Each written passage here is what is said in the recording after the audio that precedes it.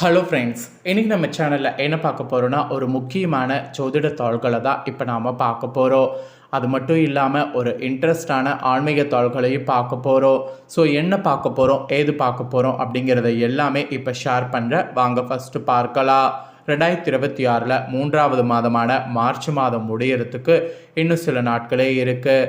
Next March மாதம் முடிந்து 4வது மாதமான ஏப்ரல் மாதம் பிறக்க போகுது. இந்த டைம் பிறக்கக்கூடிய ஏப்ரல் மாதம் ரொம்ப சிறப்பான முறையில் பிறக்க இருக்குது. ஏன்னா ஏப்ரல் 1 அன்னைக்கு பார்த்தீங்கன்னு வச்சுக்கோங்களேன், பங்குனி மாதத்துடைய உத்தர நட்சத்திரம் வருது. அதோடு அன்னைக்கு நிறைஞ்ச பௌர்ணமியும் வருது. அதனுடைய தாக்கமானது மார்ச் 29 ஒவ்வொருவருடைய வாழ்க்கையில் ஏற்படும். அதுக்கு காரணம் என்னன்னா கிரகங்களுடைய அமைப்புகள் தான். கிரகங்களுடைய அமைப்புகளால் என்ன தாக்கங்கள் ஏற்படும் அப்படிங்கிறத கன்னிராசி நேயர்களுக்கு இந்த வீடியோவில் சொல்ல போகிறேன். கன்னிராசியில் பிறந்த நேயர்கள் இந்த ஒரு வீடியோவை ஸ்கிப் பண்ணாமல் பாருங்கள். உங்கள் ராசியை சேர்ந்தவர்களுக்கு கிரகங்களால் என்ன நடக்கும் அப்படிங்கிறத தெரிஞ்சு அதற்கேற்ப நடந்து பயன் பெறுங்க. ஆக்சுவலி கிரகங்களுடைய அடிப்படையில் இது வரைக்கும் உங்கள் ராசிக்கு நடக்காத ஒன்று இனி நடக்க போகுது. அது என்னென்ன நடக்கோ, அது எப்படி நடக்கோ அதெல்லாமே சொல்ல போகிறேன். கிரகணம் முடிந்ததுக்கு பின்னாடி வரக்கூடிய பங்குனி உத்தர பௌர்ணமி, அதனால் இதனுடைய தாக்கமானது பயங்கரமாகவே இருக்கோ. ஸோ என்ன தாக்கோ, எந்த மாதிரி இருக்கோ, அதை எப்படி ஃபேஸ் பண்ணும் அப்படிங்கிறது எல்லாமே இந்த வீடியோவில் சொல்கிறேன். எல்லாத்தையுமே இந்த வீடியோவில் கன்னி ராசிக்காரங்க தெரிஞ்சுக்குங்க. அதோடு இந்த நாள் ஒரு புனிதமான நாள் அப்படிங்கிறதுனால இந்த நாளில் நீங்கள் செய்யக்கூடிய பரிகாரம் உங்கள் வாழ்க்கையை வேறு மாதிரி மாற்றும். அதனால் இந்த நாளில் என்ன பரிகாரம் செய்யணும் அப்படிங்கிறதையும் சொல்ல போகிறேன். அதையும் இந்த வீடியோவில் தெரிஞ்சுக்குங்க.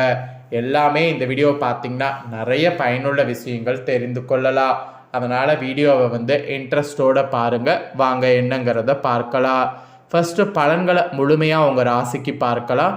அதுக்கப்புறம் பரிகாரத்தை பார்க்கலாம்.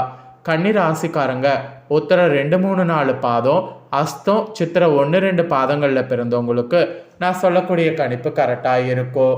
ஸோ கன்னி ராசிக்காரங்க இந்த நட்சத்திரத்தில் பிறந்தவங்க தயவு செய்து இந்த வீடியோவை ஃபுல்லாக பாருங்கள். அப்போ தான் நான் உங்களுக்கு என்ன சொல்ல வரேங்கிறத தெரிஞ்சு பயன்பெற முடியும். பலன்களை வாங்க ஃபஸ்ட்டு பார்க்கலாம்.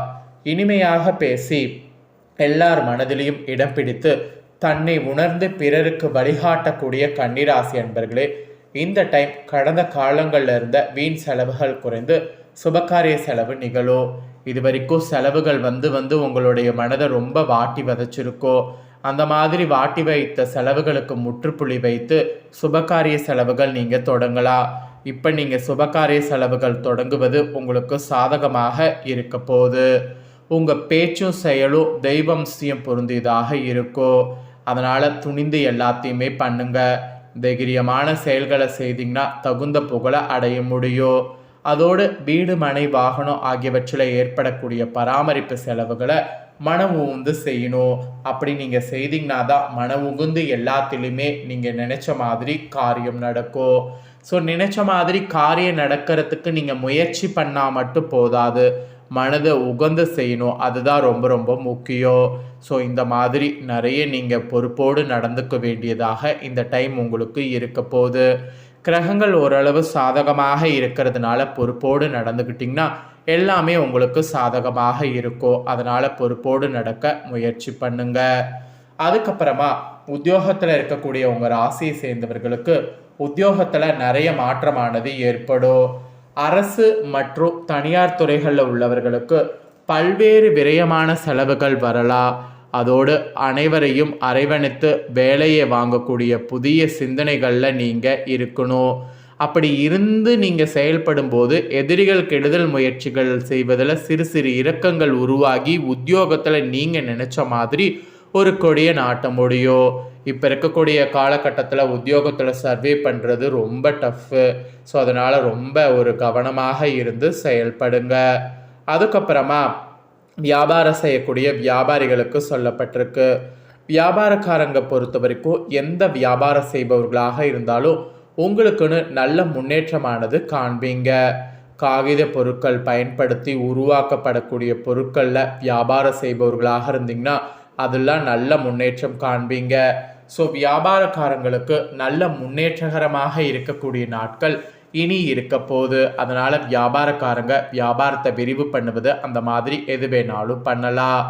அப்புறம் பெண்கள் பர்டிகுலராக குடும்பத்தை நிர்வகிக்கக்கூடிய பெண்கள் கடந்த காலங்களில் ஏற்பட்ட விரயமான செலவுகள் பற்றி மனதில் எதுவும் எண்ணாமல் இருந்தீங்கன்னா நற்பலன்கள் முழுதும் பெற ஆயுதமாக முடியும். இல்லைனா கொஞ்சம் கஷ்டம்தான். அதுவும் அரசு மற்றும் தனியார் துறைகளில் பணியாற்றக்கூடிய பெண்கள் புதிய உத்வேகத்தோடு செயல்பட்டு மனநிறைவு பெறுவது முயற்சி பண்ணிங்கன்னா பெற முடியும். அப்புறம் கலைத்துறையை சேர்ந்தவர்களுக்கு உங்களுடைய முழு திறமைகளையும் காட்டினால் மட்டுமே வாய்ப்புகள் அதிகமாக கிடைக்கும். அடிக்கடி வெளியூர் பயணங்கள்லாம் வந்து சேரணும். அதே போல் ஒரே நேரத்தில் பலவிதமான வாய்ப்புகள் வரும். அப்படி வரக்கூடிய வாய்ப்பில் எது பெஸ்ட்டோ அந்த வாய்ப்பை பயன்படுத்தி முன்னேறுங்க. அதுக்கப்புறமா அரசியல் துறையில் இருக்கிறவங்களுக்கு செல்வாக்கில் சிறிது சரிவு ஏற்படலாம். அதே வேளையில் பதவியும் பொறுப்பும் வந்து சேரும். பணம்லாம் வந்த வழி தெரியாமல் செலவழியோ, வீண் அலைச்சலோ வாக்குவாதமோ அவ்வப்போது வாட்டி வதைக்கும். ஸோ அந்த சமயம் நீங்கள் பொறுமையை இழக்காமல் இருந்தீங்கன்னா ஜெயிக்க முடியும். அப்புறம் ஃபைனலாக மாணவர்கள் சிறப்பாக படிப்பீங்க. விளையாட்டுகளில் சாகசம் செய்ய வேண்டும் என்ற எண்ணத்தில் பயிற்சி பெறக்கூடிய மாணவர்கள் புகழும் விருதும் பெறுவீங்க. மனமகிழ்ச்சி நிறைந்ததாக இனி உங்களுக்கு இருக்க போது டைமு. அதனால் அந்த டைமை பயன்படுத்தி நல்லா மனமகிழ்ச்சியாக இருங்க. ஸோ கன்னி ராசிக்காரங்க உங்களுக்கான பலன்கள் பார்த்தீங்கன்னு வச்சுக்கோங்களேன், இதுதான் என்பது குறிப்பிடப்பட்டிருக்கு. குறிப்பிடப்பட்டதை தெளிவாக இந்த வீடியோவில் உங்களுக்கு ஷேர் பண்ணியிருக்கேன். ஷேர் பண்ணதை தெரிஞ்சிருப்பீங்க. தெரிஞ்சதுக்கேற்ப நடந்து பயன்பெறுங்க. இப்போ நெக்ஸ்ட்டு உங்கள் நட்சத்திரத்துக்கு ஏற்பவும் சிறப்பாக என்ன நடக்குங்கிறத சொல்ல போகிறேன். சிறப்பாக உங்கள் நட்சத்திரத்துக்கு ஏற்ப என்ன நடக்கும் அப்படிங்கிறதையும் தெரிஞ்சு அதற்கேற்ப நடந்தும் பயன்பெறுங்க.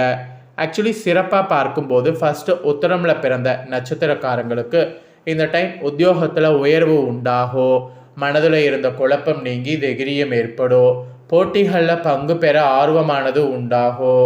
மனக்குழப்பம் நீங்கி தெளிவான முடிவுகள் எடுக்கணும். ஆனால் மற்றவர்களோடு பழகும்போது கவனமாக இருப்பது நல்லது.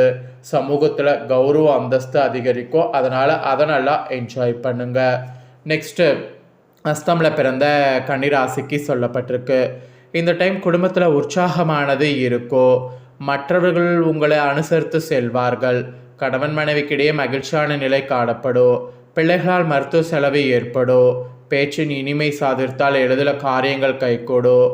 எதிர்காலத்துக்கு உதவக்கூடிய விஷயங்களில் ஆர்வம் உண்டாகும். ஆன்மீக சிந்தனை கூட உங்கள் நட்சத்திரத்துக்கு அதிகரிக்குங்க. அப்புறம் சித்திரையில் பிறந்த நட்சத்திரத்துக்கு சொல்லப்பட்டிருக்கு. இந்த டைம் உங்களுக்கு தொழில் வியாபாரம் சிறப்படையும். புதிய ஆர்டர்கள் கிடைக்க பெறுவது உறுதி. அதே போல் வியாபார வளர்ச்சிக்கு இருந்த தடைகள் நீங்கும். பழைய பாக்கிகள் வசூலாகும். அரசாங்க தொடர்பான விஷயங்கள் சாதகமாக முடியும்.